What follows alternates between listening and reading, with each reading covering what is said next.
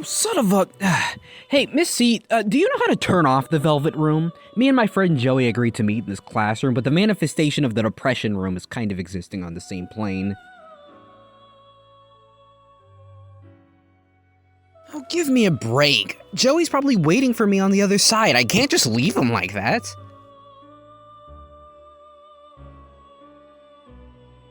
Shame me and me didn't share contact information. I'll go try something else. See you later, miss.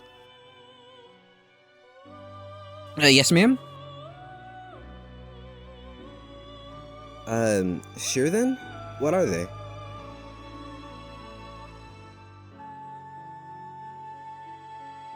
That's an out-of-nowhere question, but to make a long story short, PreLunatic was initially a part of my consciousness that split off and kind of became a consciousness of its own.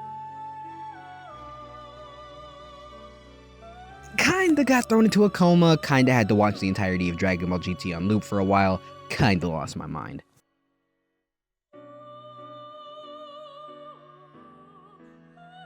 TLDR, a magical wish-granting dragon.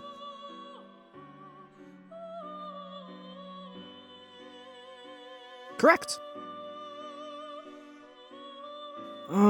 I'd say quite a while ago. In fact, I kinda forgot about it until you mentioned it. Now, according to Pre, who was in control of my body when the wish was made, don't ask, all the balls scattered about and we haven't seen them since.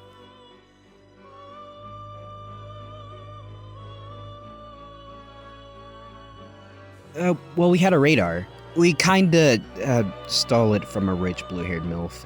Don't ask. Yeah, I'm pretty sure, somewhere.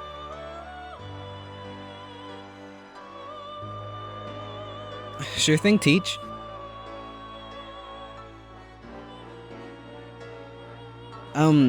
Sure, you seem a little more tense than usual. I'm going to just go get going so I can figure out how to contact Joey if that's okay. What is it?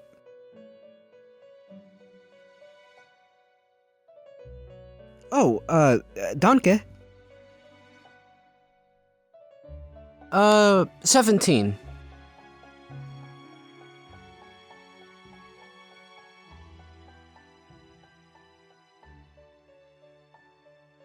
Thank you, ma'am.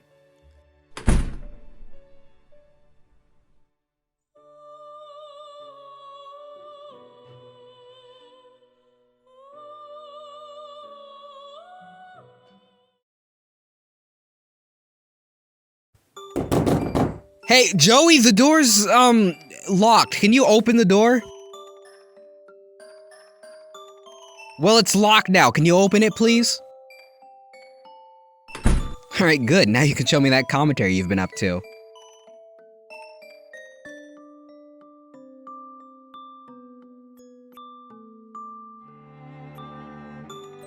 You're kidding. Ugh, come on. You hyped me up for all that just for nothing. What are you, E3?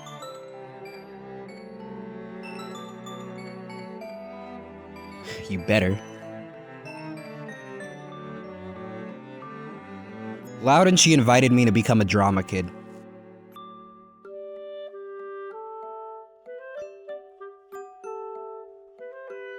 Before you go, do you mind trading contact information with me?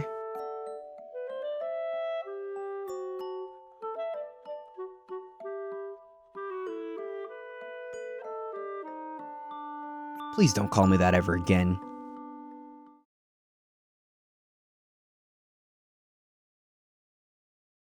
Little Luna, where'd you even hear about that? Whatever. Pre, you home tonight? Looks like they're still gone. I guess that makes searching their room a bit easier, though.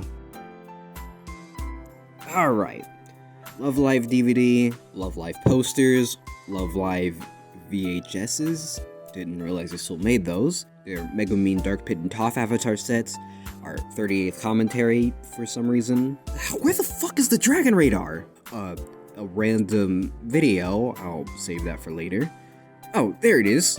And I'll be taking that. Alright, I guess I'll be giving this to Teach tomorrow. And then there's this video. I doubt it has any significance unless it's spawned in Priest's pocket, so I doubt it'll be,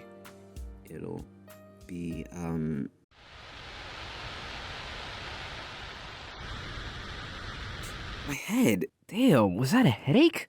I thought I stopped having one of those when I turned 7. What was I saying again? I think I was gonna cover this. Why not? I guess I don't have anything else to do. Do you think the same things too? When the time has come, I don't want you to run.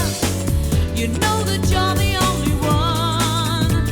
All I need is you, for always and forever. All you need is me. Remember when I said, all we need is love for us to be together. 'Cause you're my number one.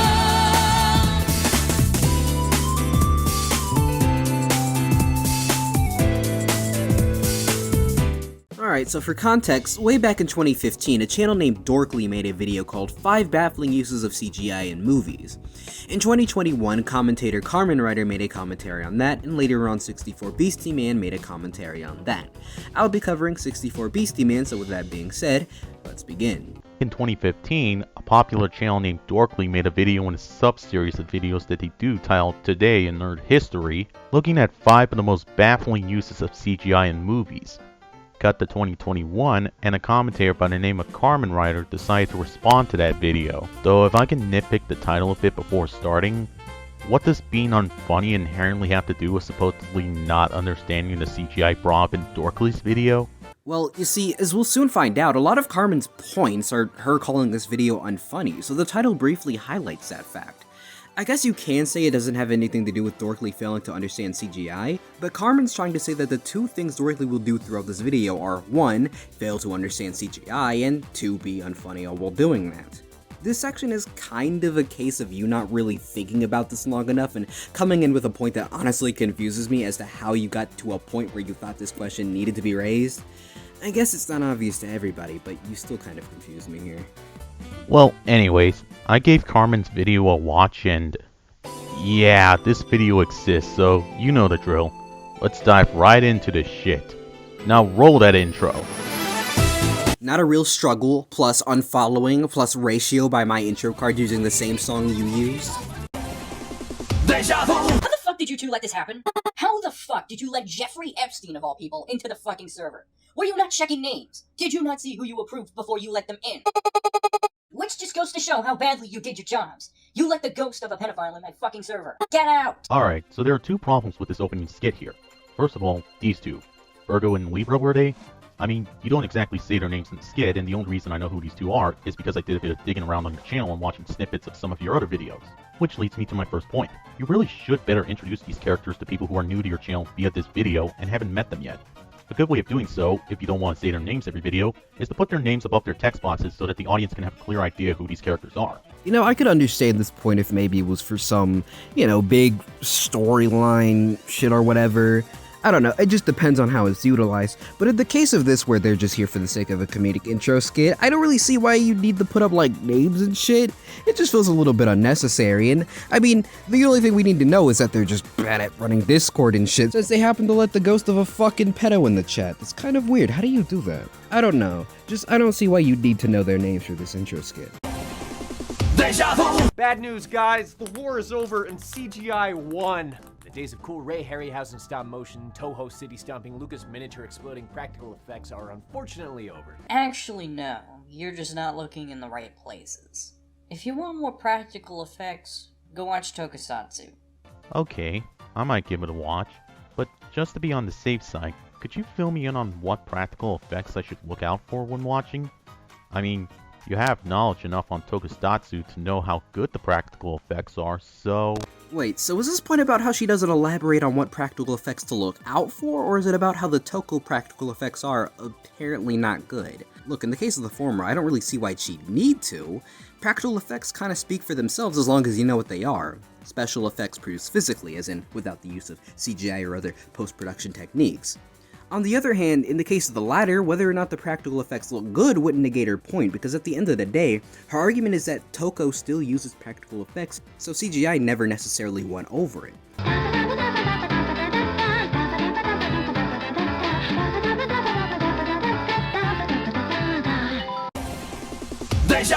I feel like a bit of context is in order here. So in the part I'm skipping, Tony Wilson brings up how the shotguns in E.T. were digitally switched out for walkie-talkies in the special edition for the sake of censorship, and Carmen brings up a decent argument about how it's due to the ratings board wanting to keep it PG. Keep this in mind for the upcoming segment here. The same thing happened to Indiana Jones and the Raiders of the Lost Ark, but this time there wasn't even any perceived child in danger. All it took was someone looking at this Nazi butthole flying off a cliff and deciding that this matte painting wasn't good enough for the HD broadcast version. So someone whipped up a weird computer-generated cliff face. Spielberg relented yet again in this case, and the Blu-ray release reverted back to the original shot. You're not funny. So instead of talking about the Indiana Jones censorship like he did when Tony brought up the CGI censorship for E.T., you let that segment play out before once again getting onto his case for not being funny with his own use of CGI? I'm sorry, why'd you leave this part of the video in when you're already going to argue the main meat of it, that being the censor? Honestly, I'd be fine with you repeating your earlier point about the ratings board again to tackle his critique of the Indiana Jones censor. Also, that was done for the sake of ratings, since nowadays a PG rating means nothing anymore. At least then it wouldn't feel like unnecessary padding. This was almost a good point because, yeah, you could say that Carmen playing this out only to say, you aren't funny either, makes a lot of the stuff she showed feel unnecessary. That being said though, if she did just repeat what she said about it being changed for the sake of a rating, it definitely wouldn't have worked because it's not really a censor, it's just them changing the cliff from a painting to CGI. Which was likely a change made because somebody didn't like the way it looked or thought it could use some CG and not for the sake of censorship because either way that Nazi's still going off that cliff to his death, and as they all should, but details. Look, you can't blame George Lucas for wanting to use CGI to realize exotic alien races and fantastical landscapes and exciting space battles. No, the real crime here is Padme. Oh joy, prequel hate. How naive we were back then.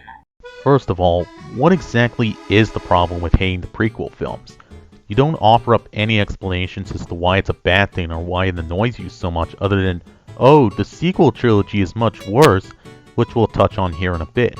So we don't have much to go off of here, and it mostly comes off as just being upset at subjective opinions towards a movie trilogy you don't necessarily agree with. Second off, getting the said sequel trilogy, you're not slick sliding it onto the screen like that, Carmen Ryder. Even looking at the earliest movie in the trilogy, The Force Awakens, while true it did come out in 2015, if you take a second look at the release date of both the movie and the video you're covering, you'll realize that the Dorkly video came out 4 months before The Force Awakens came out, meaning that you're just throwing movies up on the screen that Tony and the rest of the Dorkly team wouldn't have seen before the time of the upload. Actually, you're kind of missing the point here. The idea behind this interjection is not that the guys at Dorkly should have seen or at least known about the sequels and how bad they apparently are, but I believe it's Carmen claiming that we were so naive to shit-talk the prequel Star Wars trilogy when the sequels would soon be around the corner, and I guess to her, be a lot worse and more deserving of hate than the prequels. So you could take her interjection in a few directions, but at the end of the day, the you should know about the sequels Dorkly direction is not the one you should take because it takes you straight to Canada, which is the last place you'd want to go. Anyways, after this, the rest of the video just kind of happens. We have an outro skit, some final thoughts, the usual shindig, and I kind of don't care about either of them, so I'm gonna do my final thoughts. Anyways, final thoughts over. Anyways, that's more than enough commentaries for one day. But surprisingly, after watching Manga Comment in class, getting sent to detention, making a commentary on Joshua, getting dragged around by a drama kid, Joey debating me with his commentary that'll never show me, and Pre still not being home, I'm somehow not even tired. Well, fuck, what do? Well, I am in Pre's room. He might have something I can watch before I go to bed. I'm still putting everything together, that's why I need a cutie like you! Zara. Wow, this shit sucks.